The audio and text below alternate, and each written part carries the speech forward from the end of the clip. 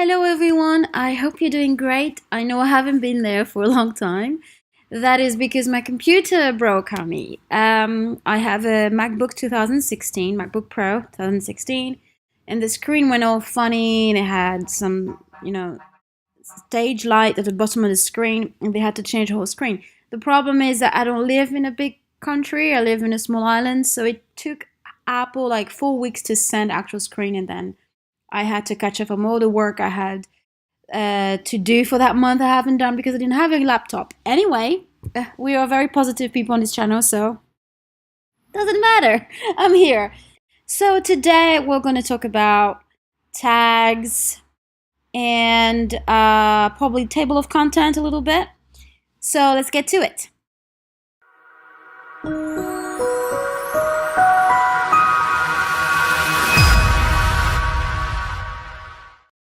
So here I am in one of my projects that is of no interest to you, so it doesn't matter if you can see it.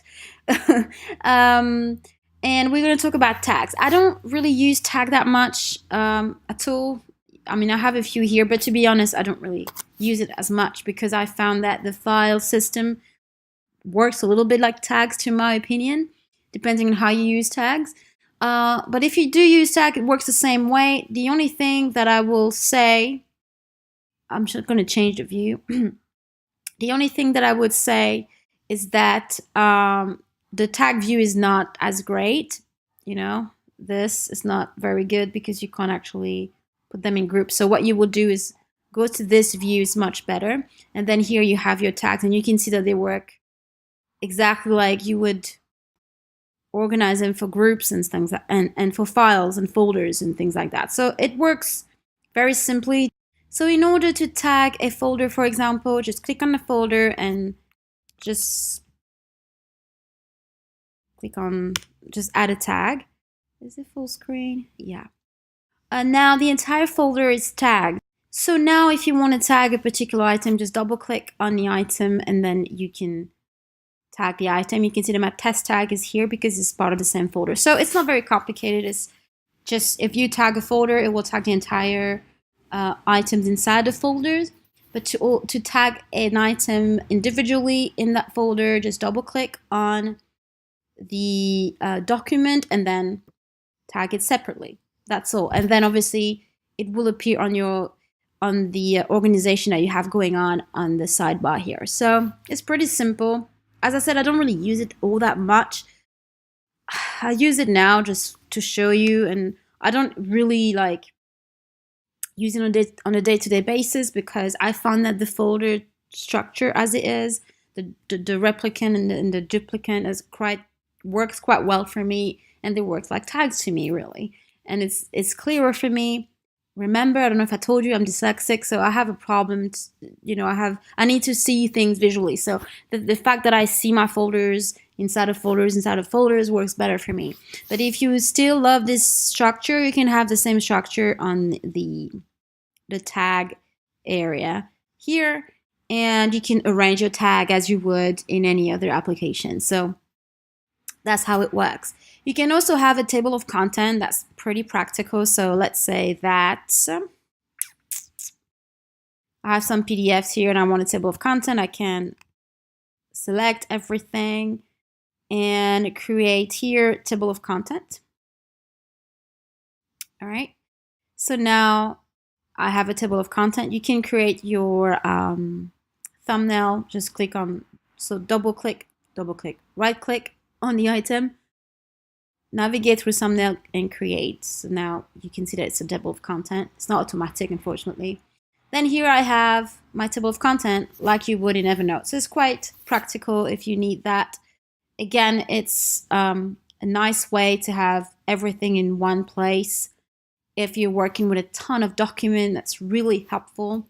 And so it's in the order that you actually sort it through. So it's, depending on how you sort your items on the folder or on the folder that you're working with, this is how the table of content will be set up. So it's not about alphabetical order or anything. So, but if you want to do that, you can do that also. So it's very nice if you have big folders with a ton of stuff that's how you would do it.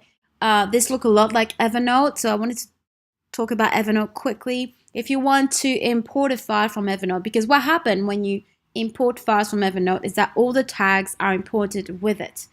It might be a good thing, it might be a bad thing, depending on how clean you are with your Evernote account. I don't like to do that because the way that I tag things in Evernote just make my Devonthink account messy. But if you want to import your notes inside of Devonthink, as well as the tags that goes with it, just go to File, go to Import, go to Notes from Evernote. So let's do this one. Just it would import the entire notebook, not just notes, the entire notebook. So if you want to import a note, just drag and drop. But if you want to import a full notebook, just go through this process.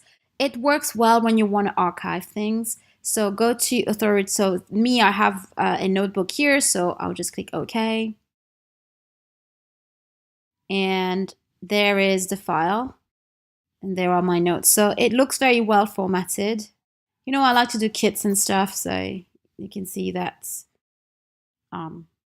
you know, it's formatted exactly like in Evernote if you go through this process this way. Right? So it's pretty cool if you want to have all your Evernote notes inside of Devonthink, well formatted, and you want to archive things, which I tend to do. I don't want to clutter my Evernote account, so that's what I tend to do. So yeah, and you can see now that my tags from Evernote has been also imported, so I don't want them here because it's just messy.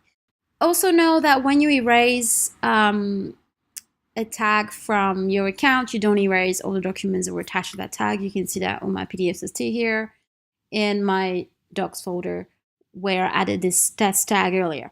There you go. So I'm gonna stop for now for this video. It's a pretty simple video, so I recapitulate for you. Tags work exactly like folders. Just tag your items. The way you tag items is double clicking on the item. Always double click. You can see here I tagged a couple of things. You can tag them here. These are individually tagged. If you want to tag a folder, just click on the folder, write the tag down, and the entire content of that folder will be tagged. Then you can organize your tag, because then your tag will appear in this little tag bar here. To reorganize your tag, you do it exactly as you would your folders. You also have a tag view that you can click on here. I don't like it because it's just messy. You know, it's just, I don't know. There's no real order to it. I don't like it. It's by alphabetical order, but it's still messy. Like if you have a ton of tags, I can imagine that you would have a very long list here, so it's not cool too. So I like this view better, and I can see my tag organized this way, like it would for folders and stuff.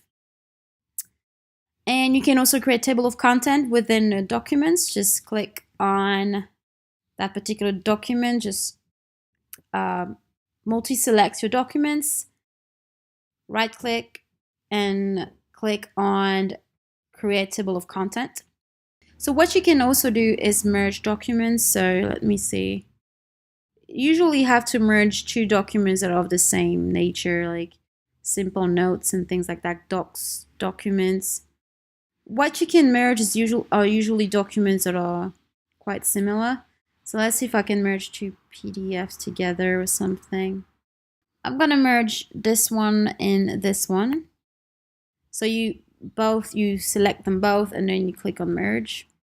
So now you have your document merge here. So click here and you can see that both documents are merged. So what I found is that you can merge documents that are of the same nature. So two PDFs together, two text files together, etc., etc. So, and what I like is that it's quite seamless. There's no difference between both documents like what you would with Evernote. So I'll merge that again so that you can see that. So as you can see, it's seamless. So that's the first document and that's the second document. So it's absolutely seamless. So it creates a pretty nice PDF here. So what it means for you is that you can also work with PDF and create PDFs if you have different parts of a PDF. like in those specialized apps. You can have different pages for a PDF, organize them in a folder, and then when you're done working with them, merge them together and have one seamless document. So there's a lot of things you can do with Devonthink. I hope this video wasn't too much all over the place. I need to get used to do videos again, but anyway, I hope it was helpful to you, and I will see you in the next video, and have a lovely and productive day. Bye bye.